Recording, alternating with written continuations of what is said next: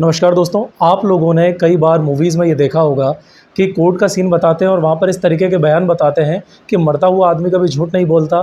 कोई व्यक्ति अगर वो मर रहा है और उस समय वो कोई स्टेटमेंट दे दे तो कोर्ट उसे मान लेता है। बट ऐसी कोई सिचुएशन मान लीजिए सामने आ जाती है कि जिस व्यक्ति के बयान लेना है वो व्यक्ति इतने गंभीर रूप से घायल हो कि वो अपने मुँह से कुछ बोल ही ना सकता हो। मतलब कि जो उसका डाइंग डिक्लेरेशन है वो मुँह से निकले ही ना, वो डिक्लेरेशन या स्टेटमेंट मुँह से बोल ना सके, वो बाय जेस्चर हो। मतलब कि अपने इशारों द्वारा उसने बताया हो कि हाँ, इस व्यक्ति द्वारा मेरे साथ इस घटना को अंजाम दिया गया है।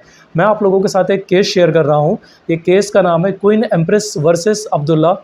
यहाँ पर हुआ यह था कि आरोपी ने क्वीन एम्प्रेस का गला बहुत बुरी तरीके से रेत दिया था। उसे छुरी या किसी धारदार हथियार से उसके गले को बहुत चोट पहुँचाई थी। उसके बाद एक्सेसिव ब्लीडिंग हुई, उसे भर्ती किया गया अस्पताल में। वहाँ पर उसका डाइंग डिक्लेरेशन लिया गया।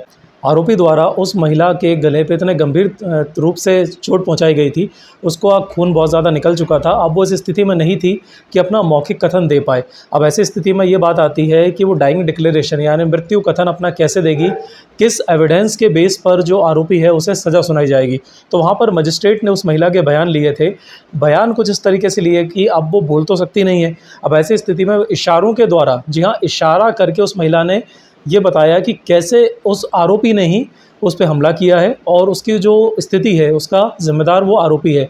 वन बाय वन करके कुछ लोगों के नाम लिए गए। फॉर एग्ज़ाम्पल किसी का नाम ए लिया, फिर बी लिया और बाद में एक नाम लिया जाता है अब्दुल्ला।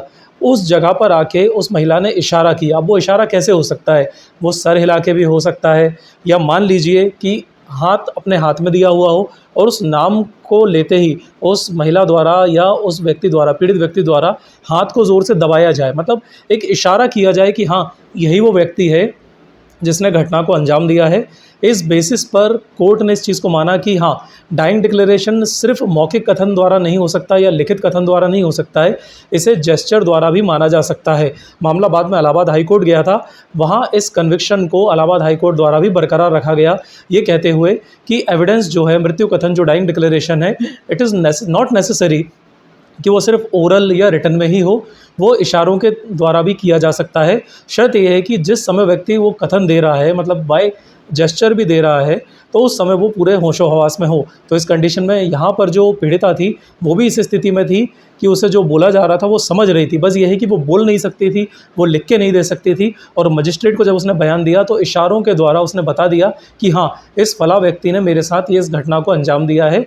बाद में उस महिला की मृत्यु हो गई थी और इस जेस्चर के थ्रू जो डाइंग डिक्लेरेशन आया, इस कोर्ट ने इसको महत्वता दी, इम्पोर्टेंस दिया और उसके आधार पे ही कन्विक्शन दिया गया था।